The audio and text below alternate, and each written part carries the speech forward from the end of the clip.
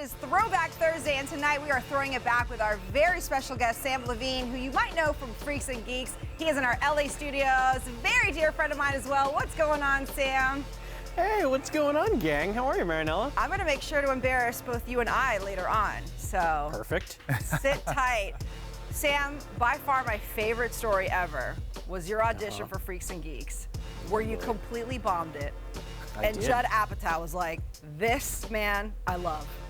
Tell us that story. Well, he only loved me because after bombing the audition, I was like, I'm gonna do my William Shatner impression now, right? You guys want to see that? Which was also dreadful. And then and Judd saw that and was like, well, this kid's awful, but I know Paul Feig is going to be seeing the kids in New York in a few days, so I want this Levine kid to come back just to do this bad impression for Paul to make him laugh. And then that turned into Freaks and Geeks somehow? That is how I wound up on Freaks and Geeks, yeah. By bombing it. Yeah. That's how Danny. By bombing it. That's how Danny ended up on our show. Yeah, exactly. Oh, Yeah. fabulous. That's how I keep my job. I just bomb every night. The only good one here is actually Reese Waters. So. Yeah. Now. All right. Well, then let's just you and I talk from now on. Forget those other I guys. just know when to shut up. That's my strategy. Now, Sam, there were a crazy amount of future stars on the show: James Franco, Jason Segel, Seth Rogen, etc. Here's what we want you to do. If you had to draft the cast like it was for a professional sport, based on who you thought was going to be the most famous at the time, give us your order, your starting order with the first pick overall. Who had the craziest amount of potential? Besides yourself, of course. There was no question among any of us that it was going to be James Franco. That guy had movie star written all over him because in addition to being extremely handsome and crazy talented, he was also out of his mind insane. And that says movie star more than anything else in this town. All right, give us your best James Franco story. Here is only one of many. So we had to park, when we shot on the studio, we had to park in these cramped little tandem spaces. And so one day I was pulling my car in and I just pulled in the wrong way and just smashed into the back of his car and left a bowling ball sized dent behind the wheel. And I felt terrible, I was so embarrassed. And so I parked the car and I go inside and I find James. I was like, listen, dude, I'm so sorry, I totally smashed your car. He's like, oh, don't worry about it. I was like, no, James, you haven't even seen it.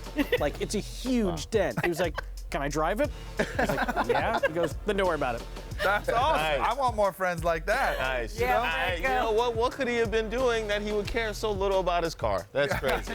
James Franco. I was like, it's a story where he's like the nicest, most carefree guy in the world, and I'm like, I don't understand how he doesn't even want to look at it, but that's James Franco. Carefree, I believe. Now, like Unite, they wanted to cancel you guys after 12 episodes. There was a lot of back and forth with fans and different networks to release the rest of the season. What was that like for the cast going through that process?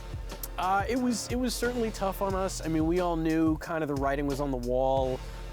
When they took us off the air for a while because that was the year that NBC had the World Series, and so we were kind of off for like 2.5 months. And then they were like, all right, well, we're going to relaunch you in January, and if your ratings are good, then we'll keep ordering episodes. And we came back, and the ratings were literally the exact number that they said they needed to be for us not to get canceled. And so every week was another like tryout, you're on probation again this week. And so when the numbers went down just a little bit, we just kind of knew like, I don't know that we're gonna get many more episodes on the air. Now, Sam, another star of our show, DJ Rob Swift, a huge Django Unchained fan, like obsessed with the movie. We're both huge Quentin Tarantino fans. And it turns out Tarantino is a huge Freaks and Geeks fan. And that is how you ended up on one of my other favorite movies, Inglourious Bastards, which was amazing. I was so happy to see you on that flick. Thank you. Yes, he is a big Freaks and Geeks fan. And I knew that, oh my gosh, 10 years ago when he was promoting Kill Bill. And I knew he was going to be at the green room of Jimmy Kimmel Live, where I used to go to hang out because it's the best green room in town. And so he was a guest on the show, so I went to hang out and just ambushed him. And I was like, hey man, I heard you're a big Freaks and Geeks fan. I just want to say what's up. And he was, and so we started talking. We talked for 90 minutes.